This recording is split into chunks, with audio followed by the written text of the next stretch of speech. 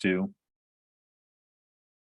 But yeah, I really appreciate you taking the time to Zoom in and meet from, you're in Nairobi right now, is that correct? Yeah. Yes. Yeah, I've been based here in Nairobi for, well, I've been in East Africa since 2005, so about 19 years. 19 years. And you said you had grew up in New York State? I was born in Buffalo. My mother's from Poland and my father was from Ukraine, but I was born in Buffalo, and when I was about 5 years old, we moved to Denver. Yeah. And I don't think Buffalo, I mean, you know, Buffalo is not, it's definitely not like the part of New York that you're in. It's, you know, upstate New York is a very different universe. Right. And what is it that, you know, what is it that brought you to the work to Nairobi and where you find yourself now? Well, actually, I was, my background is urban and regional planning with a focus on economic development, which is one reason why I really like the stuff that you do at the bioregional level. It just speaks to me a lot, you know, just thinking regionally, economically. So I trained as an urban planner, and then I was working in DC for a global firm, working on projects all over the place, including the Susquehanna Greenway corridor, which is, I think, not too far from you in the East Coast, various types of projects. So I knew I wanted to be working abroad and applying my community planning and community development skills elsewhere.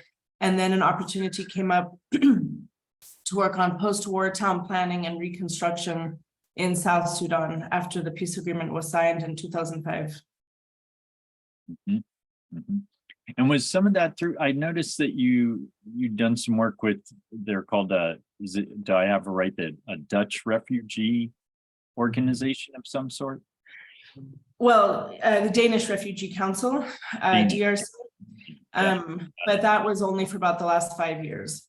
And also now I consult with the Norwegian Refugee Council as well as the Danish Refugee Council.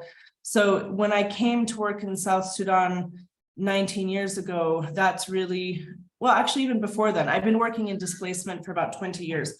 I first started in the US. I was seconded to FEMA when they joined Homeland Security to work on post-hurricane planning and recovery and planning in 2004. That was the year before Katrina. So we had hurricanes Charlie, Ivan, Francis, and Jean.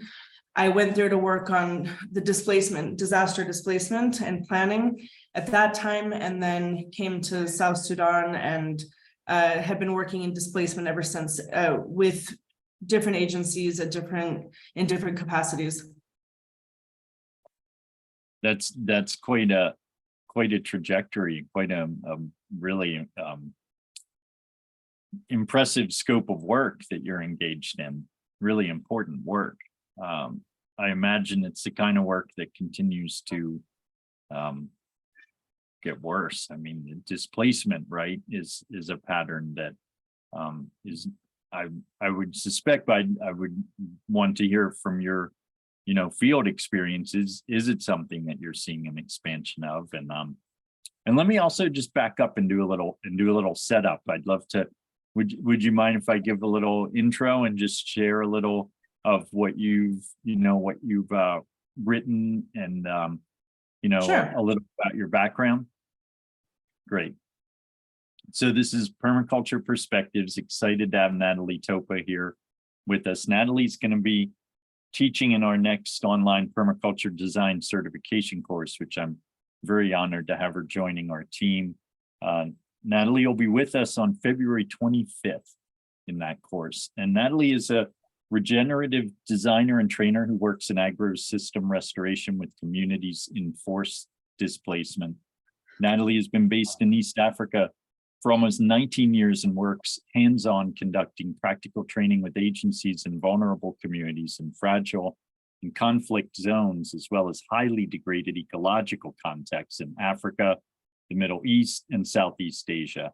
Natalie emphasizes passive design for water resilience, resource circularity, and the importance of seed sovereignty in communities affected by displacement. Natalie is also passionate about natural building and the integration of circular and regenerative systems in the built environment, camps, settlements, and urban and rural infrastructure.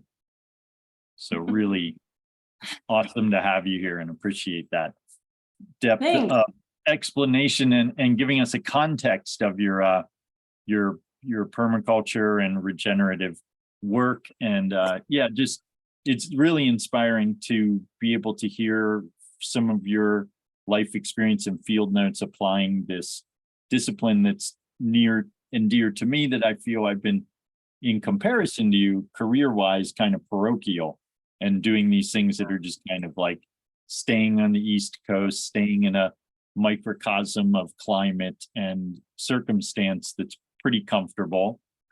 For, you know, I often call my homesteading experience, where I went and built a place off the grid in the mountains of West Virginia and spent 8 years on that project. I call it self-induced deprivation in order to learn how permaculture works. Meanwhile, to sort of, you know, to sort of presuppose a little bit, you know, whereas you're applying this in real situations where there's real need, and that isn't something that has to be self-induced. Those imperatives that make this type of design approach evidenced as something that works when the chips are down for human beings. I don't think we've been doing any things differently from one another. I mean, we're both looking at how do we figure out solutions? You know, we see problems. How do we create systems-based solutions and thinking to the problems that we see around us? I don't think you have to work in displacement or in conflict to see problems. It's about, you know, how do we use our creator-given minds I say that very agnostically, in a way that solves problems and that is also underpinned by issues of social justice, right? We both see things that we agree with in the world around us, regardless of where we stand politically, but you're like, hey, you know, I wish the world wasn't like this. I wish this wasn't happening.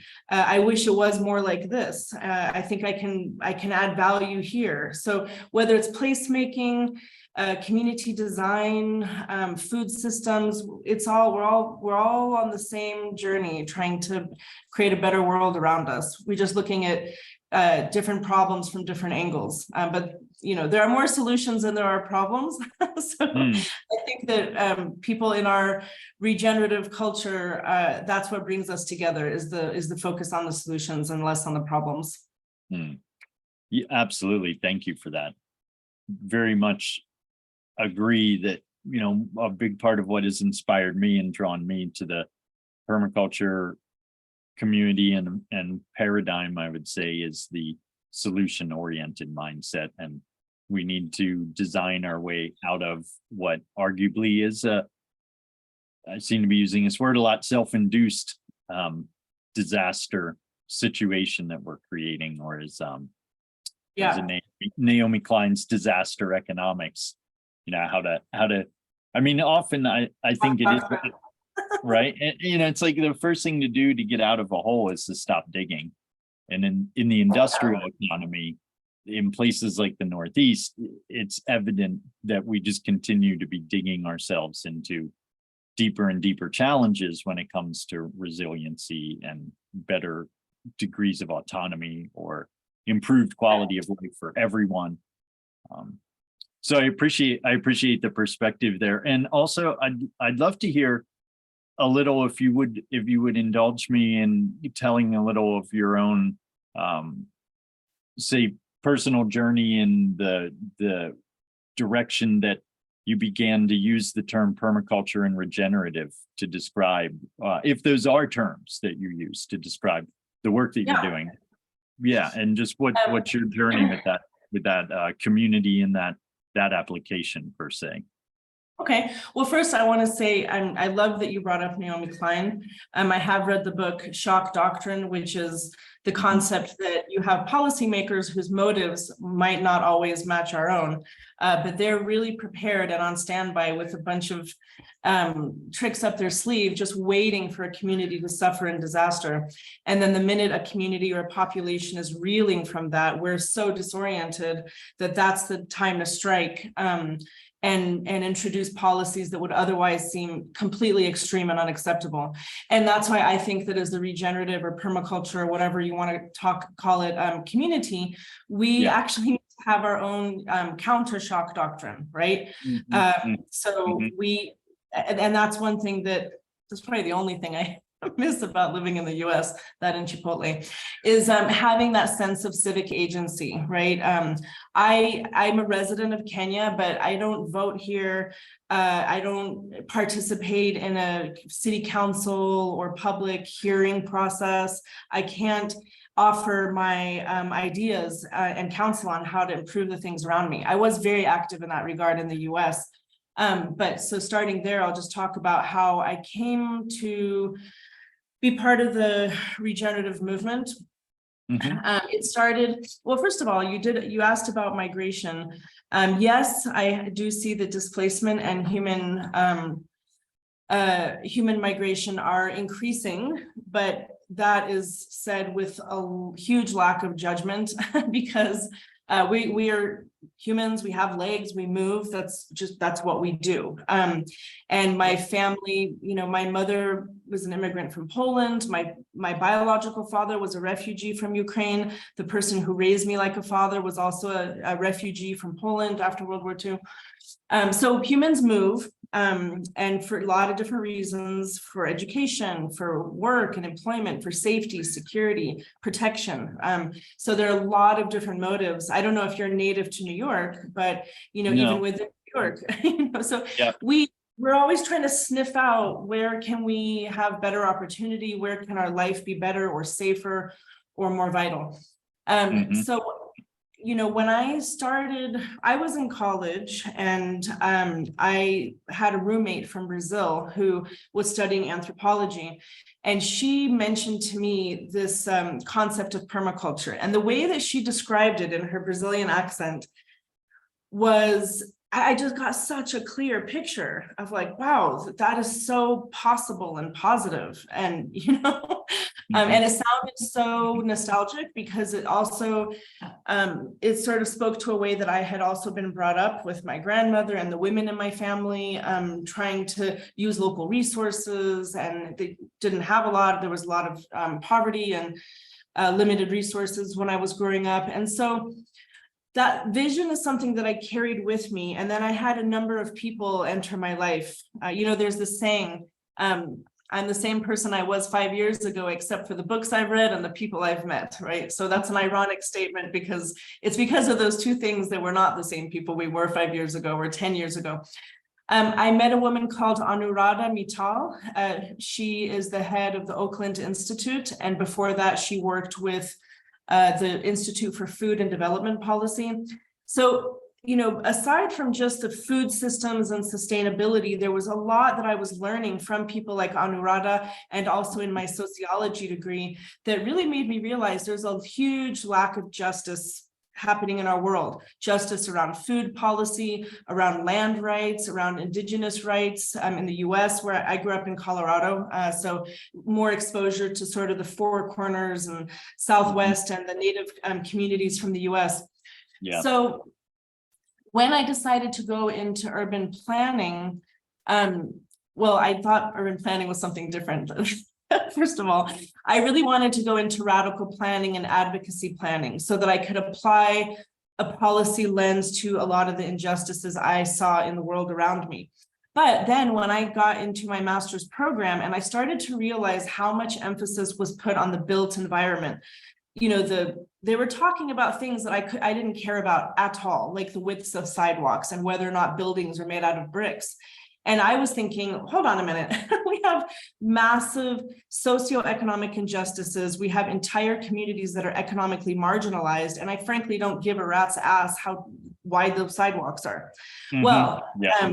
and fast forward to the end of my degree, when I was obsessed with sidewalk widths and building materials and public transit, because I started to realize that the way that humans construct our built environment has everything to do with the human experience, and oftentimes with social justice and economic justice and racial justice. So I realized that the world needs to be constructed for my mother, who is a single immigrant, petite woman who is a single mother, very low income. And so I realized that affordable housing, access to safe, reliable, convenient public transportation was key, access to green spaces and pocket parks where she could go with her child, access to real whole foods. So for me, community design, urban planning, the built environment, and then onto the regional scale, including both urban and rural, was really, it all made a lot of sense to me as part of the same picture. When I came to South Sudan to work on post-war town planning and reconstruction, I found myself in a context where we had drought and flood every single year. Being a post-war zone, we had massive humanitarian actors providing humanitarian assistance during the dry season when there was drought, and humanitarian assistance during the rainy season where there was just so much flood. And I thought, well, how, is this really real? I mean, here we have a context where it rains so much for 6 months that it can kill you, and then it rains so little for 6 months that it can kill you, right? So we have so much water and such a lack of water that both those extremes are deadly. And that was really when I started to think much more about the natural ecology around me, and in the bioregion where I was. South Sudan is the sump of this region, right? It's where the Nile River braids out and before it starts to come on a slow meander towards Egypt. So then I was working in development programs, not only in humanitarian, but also development, humanitarian, recovery, and development. Those are the three, like emergency, not such emergency, and really kind of future planning. And I started to be involved in programs that were that purported to focus on food security and development, economic development, but they really were geared towards doing things that I would deem totally unethical now, like promoting the use of petrochemical poisons in farming, in fake seed, what I call fake seeds. I'm sure you may have heard of Dr. Vandana Shiva. She's someone who I've went to India to study with 3 times. And so I really imbibed her ethics around seeds. Because it was also tied to the women in my family when I was growing up and saving seeds. So, she's a big she's amazing. So just to, wrap up that answer, it was all of these things from the built environment, post-conflict, the root causes of conflict and displacement and resource-based tensions in a community. I just started to, when I realized that same permaculture concept that my roommate had told me about in college opens up a whole new world of unbleeping the mess that we've made in all regions of the world.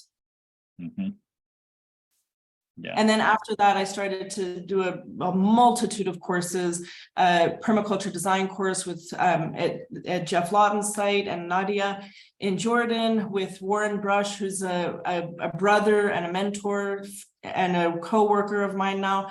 Brad Lancaster's courses in rainwater harvesting, Dr. Vandana Shiva, natural building, cob building, Tadalact, bamboo construction. So it really, I embarked on this journey of really learning about all the different components of the system, and it'll never end. There's no finish line to learning. There's only a starting line. But when I started to realize that we are part of a system and a cycle, and we need to jump onto that moving bus, which is nature, that was really how my journey started. Oh, that's great. Thank you for sharing that. And especially intrigued to hear more about the what your latest projects are. What are some of the things that sort of fast forwarding from where you took us to there timeline wise, totally just also want to underscore a number of those themes of similar focus that I've had has been this, as you mentioned, looking at the regional scale, looking at city to country connections, and finding that type of thinking in the United States is woefully under championed by really many planners at all, that start to say, could we take the work of, let's say, Ian McHarg's Design with Nature and a lot of this GIS sophistication we have, and instead of just sort of greening up business as usual, actually forward plan, master plan for year-round full diet food supply at a watershed planning scale. So I really just great to meet you, and so inspired by some of what you just shared to continue to talk about ways that hopefully you'd be interested in collaborating on doing some additional programming, because I'm ambitious to offer more things that are framed as permaculture for regional planning. I right now do a 5-day course with Tomorrow that I'd love to have you help with some of that material, because I think this application at a regional scale, its time has come, and people are beginning to really see, oh yeah, this the need is bigger than inspiring people to be backyard gardeners who are already inclined to go ahead and do that, right? We kind of have a sense of people who've worked in this field, like who takes permaculture design courses is a certain kind of cross section of the population, but this opportunity to take the strength of what we're experiencing, the opportunities around, to say take it up to that next scale, I think is exciting to hear you talk about the places you've been doing that. I've heard the names of a lot of these folks, Warren Bush. I don't have much experience internationally, so I really appreciate getting a bit of a bird's eye view from you about what that landscape is like and what your career and experience has been in that field. So the funny thing is that I don't have US permaculture experience. So, I know that in the US there are some phenomena that I think there's a sentiment that it's quite a white gardening thing in the US in many circles, very male dominated in many respects as well. That's the information that I get. But for me, that's totally not relevant, because where I am, I live in Kenya, and there are a huge number of East Africans that are creating their own micro movements, national movements. So I don't have that same experience. It's very much a local initiative, people learning more, creating their own permaculture design classes. I wouldn't call them necessarily PDCs. But they do call them PDCs, but I think it's more of like an intro to permaculture or a context specific permaculture course. But not only in East Africa, but I do work globally. I've conducted trainings in Myanmar and Yemen, as well as mostly East Africa, from Somalia to Uganda, Ethiopia, Tanzania, Kenya, Sudan, South Sudan. But it's really, regardless of what you call it, there is a desire and a recognition and a celebration of indigenous. Let's talk about 3 different technologies, right? There's natural technology, there's traditional technologies, and then we have modern technologies. And natural technology is ecosystem function. Traditional technology is how humans have interacted with that natural intelligence to try to solve problems and create opportunities. And now we're in this era of modern technology. I think there's a greater, an increasing celebration and recognition of all 3 of those in all parts of the world. So, as Dr. Vandana Shiva says, the universe is not linear. Bangkok is not pre-Portland, right? We're not all on the same trajectory of learning, but more and more all over the world, you have people who recognize the importance of ecosystem function, of bioregionalism, and of traditional technologies that have been used by ancient civilizations, all that ancient innovation, I think there's an increase. I see all the time more and more respect and honoring of those traditional systems. And then modern technology, I feel like we're split two ways. You have some people, in my mind, modern technology should serve the previous two technologies, right? So you mentioned GIS. Modern technology is good insofar that it is supporting natural and traditional technologies, but technology for the sake of technology makes me just dry heave, right? And I see that all the time in my industry, because people are just trying to create an app or create a digital solution without understanding what the real problem is. So so, to answer your question about like where I am now and what I've been doing, is that I was with the Danish Refugee Council for 5 years. I came in hot. I mean, during the interview, I told them I only want to focus on ecologically based resilience. And there's two things I will never be involved in. Number one is petrochemicals. Number two is GMO, hybrid, improved seeds. So if you, in any way you have those approaches as part of your strategy, I am not the person for you. And I told them that I have one goal, and that is to create a tectonic shift, starting with this agency, a tectonic shift in our industry. In terms of how we deliver humanitarian assistance. So for the first while, it took me a while to convince people within my industry as to the why. We're not environmental agencies, where our purview, our mandate is not environmental. But I was pointing out that it is because of environmental degradation and collapse, ecological collapse, that we do have these humanitarian crises. So once I had a critical mass of people who understood that, I was getting more and more resources within my agency to establish demonstration sites. And then the evidence just started to speak for itself. I mean, it was so obvious that, farmers who before were only doing chemical farming now have an extended growing season beyond the rainy season into the dry season because of perennial stability, because of soil building and protection. So, then it really started to go up from there, the capacity to establish more demonstration sites, do more training. But I do also want to point, because I know that a lot of people, maybe from this podcast or from the PDC, one thing I get asked all the time is, well, how did you get to what you're doing now? And the answer is, I did not quit my job, buy land, and become a farmer, right? And when we all take our first PDC and our eyes are popping out of our head, like, what? That's our first inclination, is to get land. How do I get some dirt under my fingernails? And that is not the correct way all the time. I would say that permaculture has to meet people where they are. So if you're in IT, if you work in New York City and work in IT, and you're like, I'm not really seeing how I can just quit my job and go live in the middle of nowhere and grow tomatoes.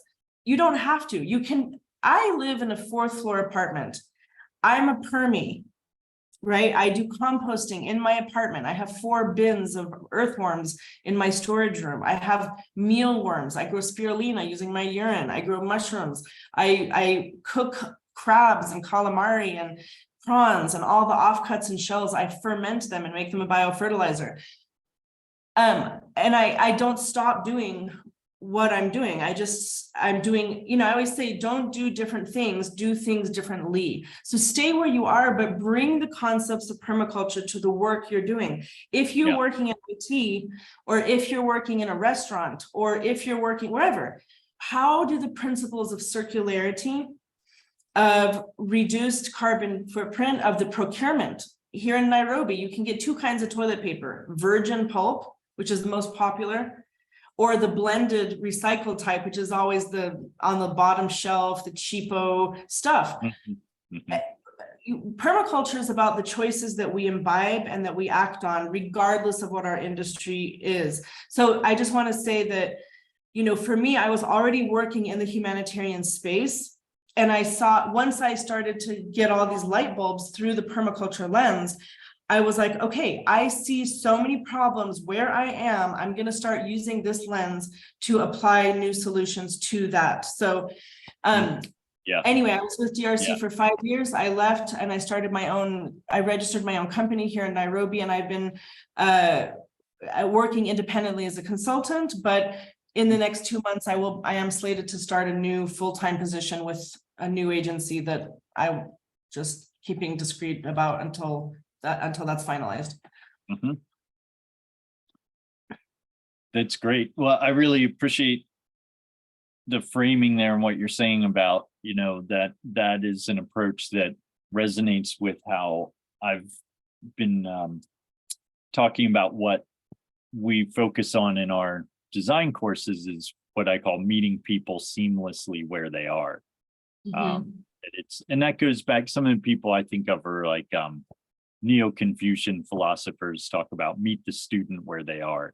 And, another way that we do that is by teaching about advocacy work as far as design ideas that are urban in application for the infrastructure. So we teach a lot of examples of how do you redesign New York City with permaculture that help students who live in high density urban environments to, in addition to thinking about things they can do in their own home space, also thinking about what can they champion that is an important thing to change in the urban landscape that'll make a substantial quality of life difference, right? So, that I think is really important. Are you familiar with this book called Creating Regenerative Cities? No, I don't think so, but I have a number of other different such books. This one's written by Herbert Gerardet. He's a UN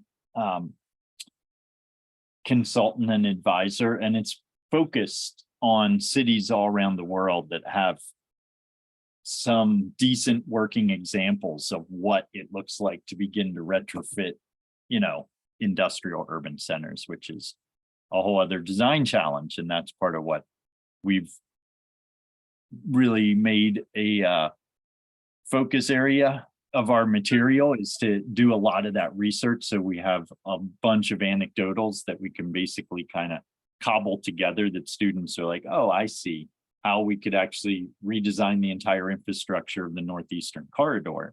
Yeah. And then I encourage them that, just like you're saying, what does it mean to apply permaculture when they graduate doesn't only come down to whether they're personally trying to be a farmer or a gardener. Yeah. It's as much about what are we getting involved in with our professional careers. Maybe in some ways, more importantly, can people begin to figure out how to create a livelihood that advocates for the very values and viewpoints that permaculture is encouraging them to consider more, right? Yeah. Yeah, I mean, I really wish that we would stop talking about permaculture as a food growing system altogether. It is about how we create a permanent human culture, and that has everything to do with our infrastructure, with our cities. And that's why, as I said, as someone with an urban planning background, I mean, everything that you're saying, and I do deal with infrastructure here in the rural African context, roads, bridges, dams, large dams, markets. So for example, in Uganda, I designed a market where it was a Danish government funded project. It was about, I think, $20 million project to do infrastructure in 13 districts across Uganda. So, the civil engineers took me to this place and they said, well, we're designing a market. It's for some of the displacement camps there. And at first, there's a number of things that first happen in my mind. Number one, where are the women located? In which ways do the women interact with the market, and how can that be done spatially in a way that creates the greatest amount of protection and safety and security and livelihood opportunity for women in that context? Number two, where are the nutrient flows, right? What are the nutrient flows in the market? You have human nutrient, you have organic waste, and we were constructing a slaughter slab. So that slaughter slab is just a concrete slab covered with iron sheet, and then animals are slaughtered there every day, and then all that slaughter waste just goes into that magical place called Away and creates a Disneyland of disease. So what we did is linking all of that into more of a circular, and by the way, in that same marketplace, there's going to be a lot of sales of charcoal from harvested local biodiversity, which is contributing to drought and flood and all that other stuff. But people need energy security. So, two products I know we're going to be sold in that same market are charcoal and domestic fuel, as well as timbers for building. So I said, let's do this. Let's make sure that the public toilets and the slaughter slab are located in the same corner downwind. And then let's flow all of that nutrient into a large biogas digester. And then the output of that can be a bioslurry that will pipe out into a bamboo forest behind the market, so that we can have bamboo growing, giant bamboo, as a sale opportunity for the market for both biochar, charcoal, and for building timber. So, so you don't have to be a gardener to think about that. And inherent in every one of those points of kind of synergy that I talked about is a whole livelihood opportunity for people within the local community, right? So if somebody wants to, oh, and by the way, the methane generated by that biogas digester is already in use by about 10 women in the market who are using that gas for cooking and selling products in the market. So, from the urban and rural infrastructure, there's just so much opportunity. And the difference, again, in the US, all of what we're talking about is a governance question, right? Nature is not the problem, it's the humans. So, right. Totally.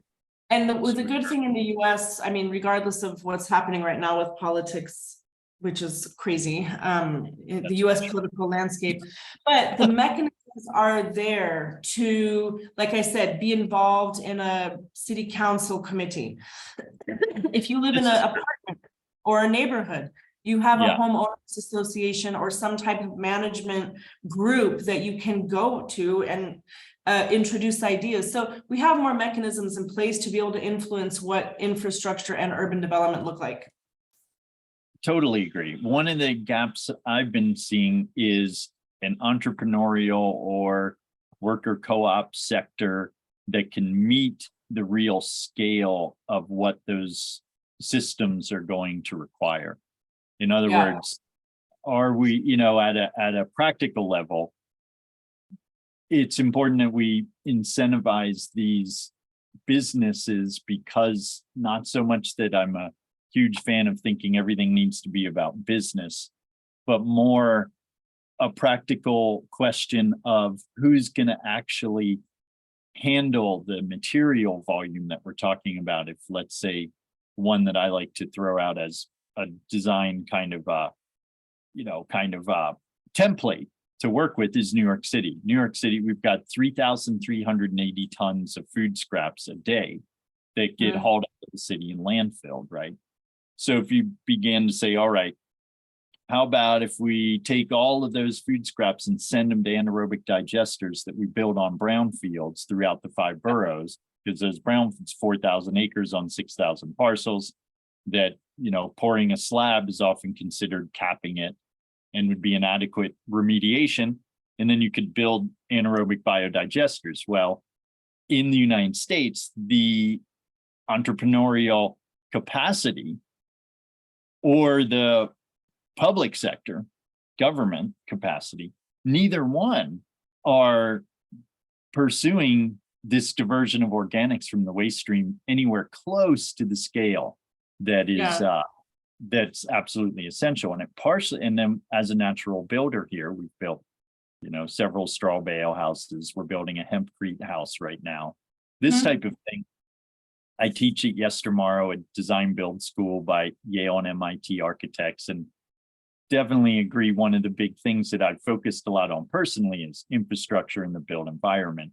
And that's part of why I think I teach more about that in our design courses than having it be something that's so heavy on the pendulum towards food and gardening. Absolutely, the core of our civilization, can't give it enough importance, as well as women and children first, and making sure that quality of life of women goes up. And Of course, that's a focus of yours, but just want to say how much I appreciate hearing your design thinking around the redesign of that market. And again, I want to give props personally to recognizing that for me, Vandana Shiva has been such an important ethical teacher around this, right? Like the eco-feminist movement and her work around that, her writing around the connection between science, violence, and gender, and this patriarchal problem that European society is plagued with, are all things that honestly I'd say I learned from her. It's a global problem. Yeah, the patriarchy is a global problem that harms everyone. Right. That's the important thing to remember, because there are some people, a lot of times men get really defensive when we talk about that, but what everyone needs to understand, which I know you do, is that patriarchy harms all people, right? It's harmful for men, it's harmful for women. So yeah, and Dr. Shiva has just been such a guiding light on so many, and we just need more, we really need more Dr. Shivas for sure. I was fortunate to be on a panel for her latest, the film that was just put out about her. There's a nice biography that's been done about Vandana. Yeah. It was recently released here that I was on a panel for. Nice. Yeah, and I think what's interesting to think about at a talking shop level, material wise, the Vandana's work and a lot of work in the food security movement has been focused on annuals and is seed saving around annuals. And it's interesting to think how same thing when I think about the robustness of the organic food movement in the United States and groups like NOFA, who I present at their conferences. It's the Northeast Organic Farming Association. These groups are heavily focused on veggies, heritage breed, heirloom breeds, but there's very little awareness of the importance to broaden the plant palette and bring in the tree crops, right? Bring in these tree crops, perennials, still very little attention to animals and animal husbandry, or whatever term we want to use, properly taking care of animals in a way that's attentive to their needs and meets what human needs are, right? So in the United States, a big part of what we're working on education-wise is this building capacity from a organizational perspective, meaning trying to inspire our students to start enterprises that can actually be applied at a municipal scale, where we could come in like you're doing. It sounds to me like at a relief work scale. I'm also thinking this is an important step for rolling these types of design solutions out at a broader and more rapid rate, to have it be something that gets out of the grassroots scale. We're still strong in that. That's our base. It's the grassroots groundswell, but also the more like, who's getting hired to actually redesign municipalities, right? Because that's an important place to be able to leap to and have our networks to feel like they're getting an education that gives them some preparation to be able to engage at that level, right? Yeah. So, I mean, you mentioned enterprise, and I would say it's enterprise as well as policy and the whole regulatory environment. You're talking about animal integration, and I mean, COVID was a really lost opportunity for counter shock doctrine. Had the regenerative movement known that we were going to all be on lockdown and all this drama, that is when we start to we need to have the policies up our sleeve, that the minute another shock happens like that we're like, no, we demand that we can grow poultry, that we can hold poultry in residential neighborhoods. Look at the zoning, look at the ordinances, the codes. So one thing is enterprise, but the other thing is getting really bold and demanding with legal, legal language about what is it that we are going to tolerate and allow. I mean, I rarely go to the US, but I was there a year ago in Denver and around Christmas, and outside of Denver, Colorado, outside of Boulder, there was a fire, and I think there was something like 30,000 people were displaced overnight in the middle of snowstorms, we had this fire because all the houses were timber framed houses in a wind tunnel that doesn't take a rocket scientist to figure out that these are just matchboxes. And it is inexcusable that it is allowed to be built such a hazardous way of building.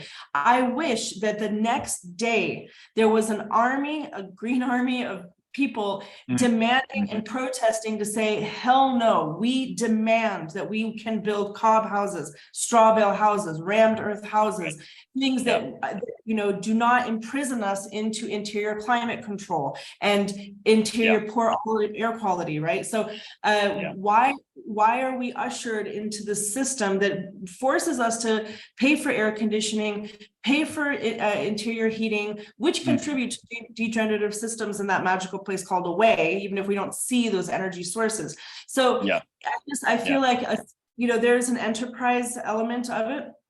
There's also a regulatory element of it. And so, I think having those conversations, and again, just going back to the political efficacy in the US, you do have representation. There are government, city council people, or whatever that might be. The structure is different in every community, but I think having those conversations, organizing, creating networks of networks that can really push those things through. And, still in the US, at least for now, you do have a majority rule. And it's a numbers game of demanding and getting the examples and the evidence base is really important.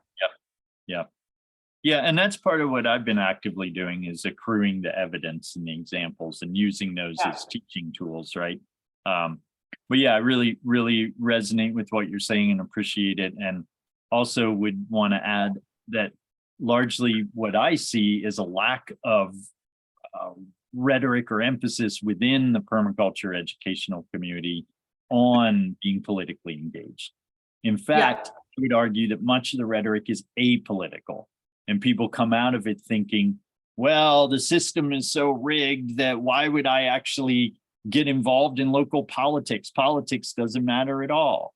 And I've encountered that quite a bit in the permaculture community, this notion that, and I happen to be quite involved in politics locally because I feel, as I hear you saying, it's an important leverage point. We can't underestimate how much opportunity and what is our opportunity to advocate for change and what are the leverage points that we have wherever we find ourselves to bring about that change.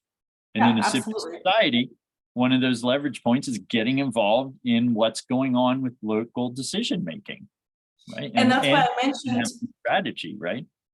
Yeah, and that's why I mentioned the apartment building level, right? Because or your office, if somebody works in a corporate office, I was just doing consulting for an agency, and they're like, well, how do we shift to doing regenerative programming? And everyone in the office is asking me this as they're drinking out of plastic cups. And I was like, well, first of all, let's stand back and take a look at what are our behaviors, what are we engaging in, and whether that's internally within our own practices, our own procurement, our own expenditures, or the programmatic elements that we're implementing for the communities that we serve. Apartment building, homeowners association, what are those waste streams? What are they doing? Where are they going? Who's collecting them? Who chose that company?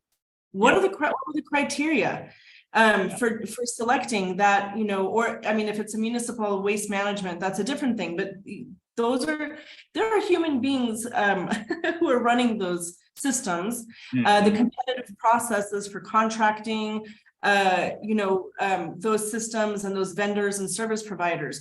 We need to understand the mechanics of how those selections are made and just start to demand that it is not enough for, I worked on a project where there was a capping of a giant landfill outside of DC. Yeah, great. There was energy produced from that landfill, but it was an afterthought. It's like, okay, well, we pooped the bed. Oh, there's steam coming off of our poop. Let's leverage it. Yeah, but let's not poop the bed in the first place. So There's a couple of different points. Number one, I know that even at the municipal level in New York City, there are conversations about taking organic waste and converting that into composting and vermicomposting for peri-urban agriculture systems. You did also mention the the issue around annual seeds, which I forgot to touch on. Yeah, I mean, they're both very important. Reclaiming agrobiodiversity and seeds, which can be reproduced over and over again, totally critical. But number one, we really pooped the bed in the Neolithic or Paleolithic era when we really started to focus on annuals, right? And so creating that perennial stability for a number of reasons I always joke and say that permaculture is really an anti-gravity movement, right?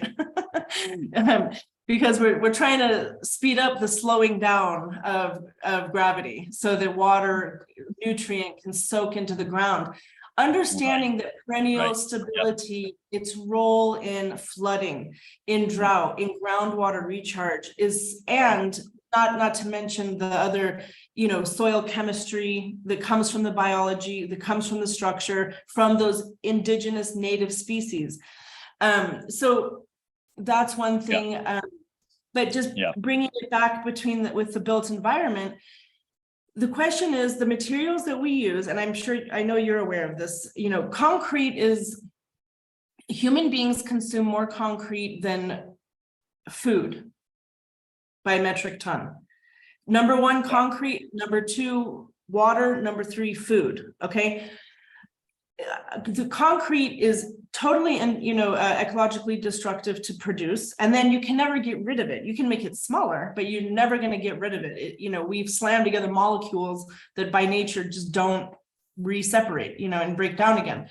So the question is, how does that everything that goes into constructing the built environment, how does the sourcing of those aid in the regeneration and the stability, ecological stability of our bioregion? So with that perennial stability for building materials, for hempcrete, even, layering in perennial stability with hemp, with all the other kinds of materials, that's when we also start to get a lot of circularity and localized bioregional, every region needs to build stuff, right? Yeah.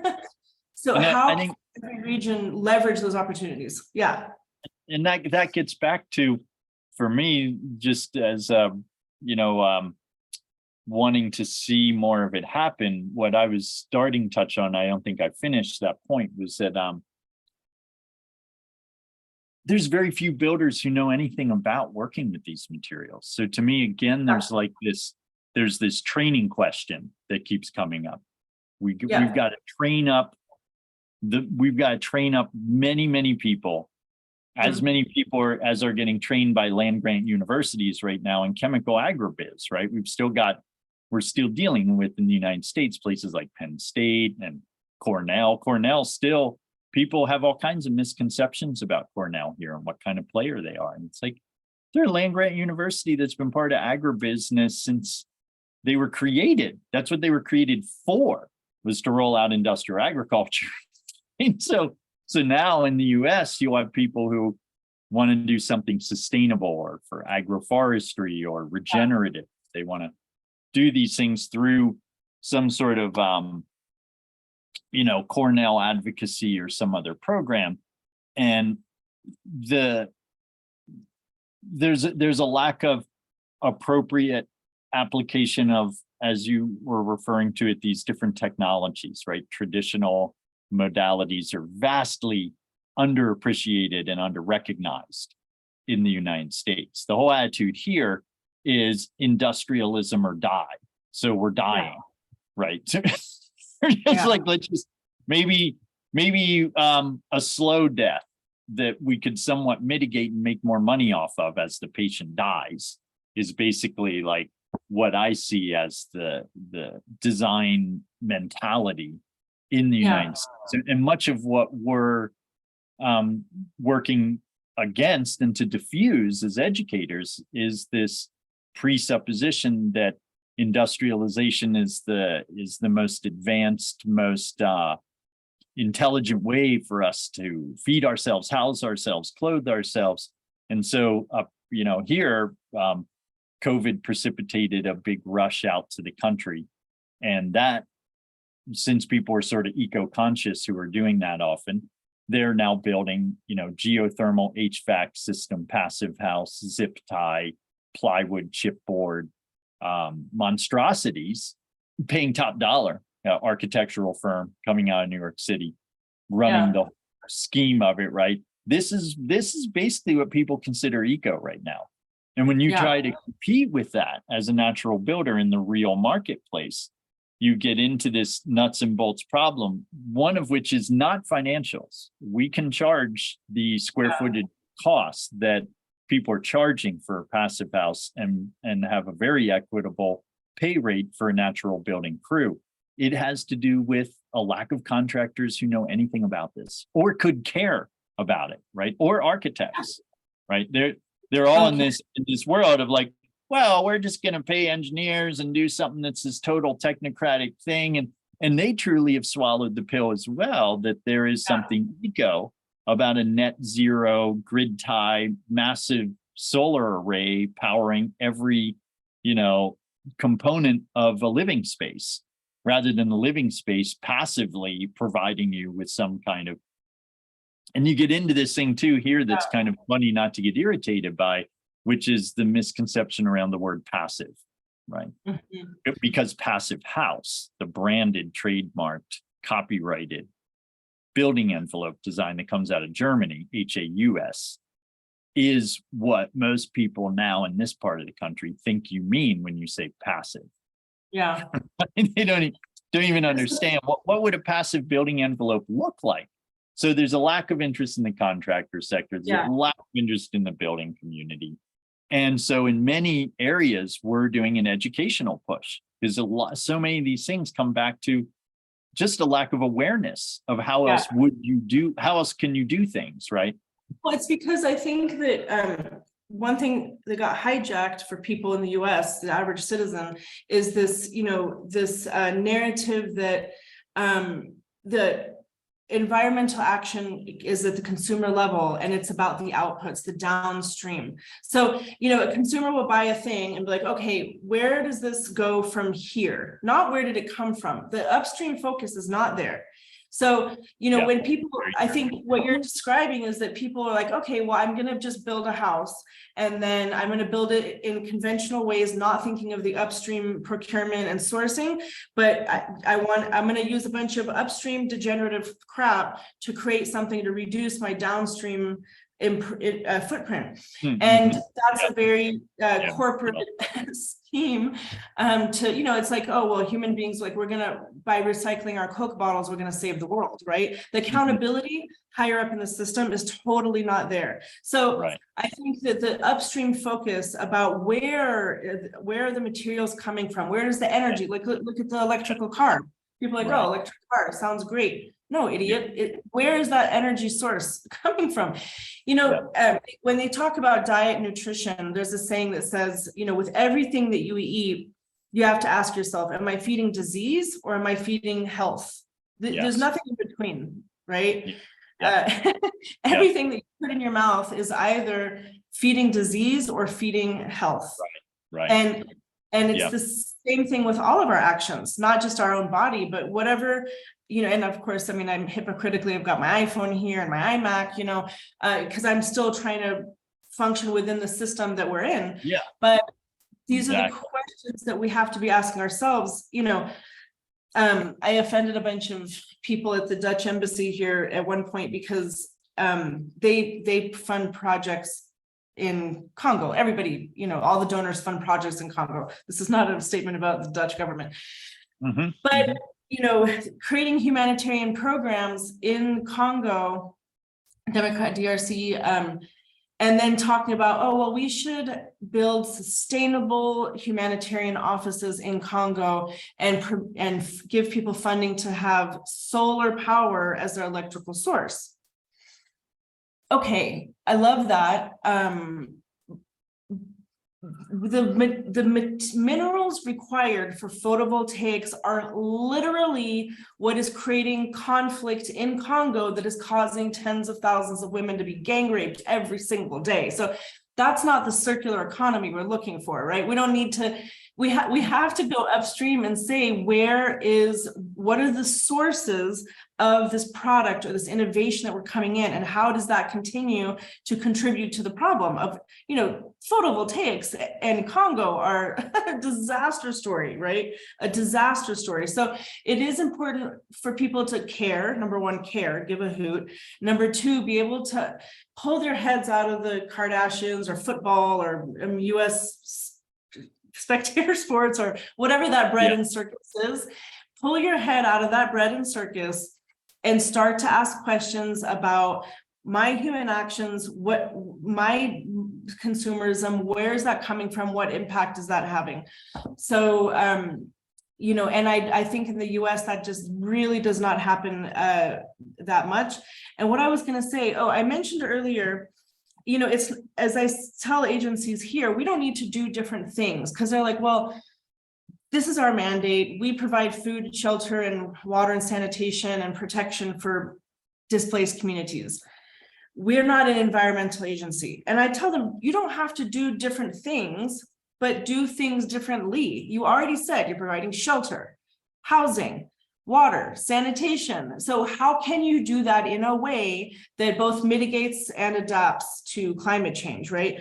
So, you talked about vocation and the training. We don't need to create new programs and these satellite underground speakeasies about COB. Like we've got a system in place. We have education and vocational training centers. So we don't need to do different things. We just need those things to be done differently. So, that's going to look different in Ohio than New York City versus Tucson. So, somebody will, have that voice. Who are the community colleges or the local training centers? I would say in the US, we do have more formal institutions. Look at Andrew Millison, Oregon State University, others that are now coming up and formalizing permaculture as an institutional offering. So change is not linear and it does take time, but I think it's happening. I see so much happening all the time. Absolutely. Yeah, totally concur.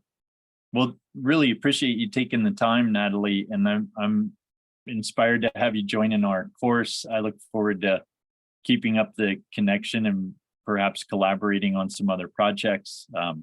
I would welcome that.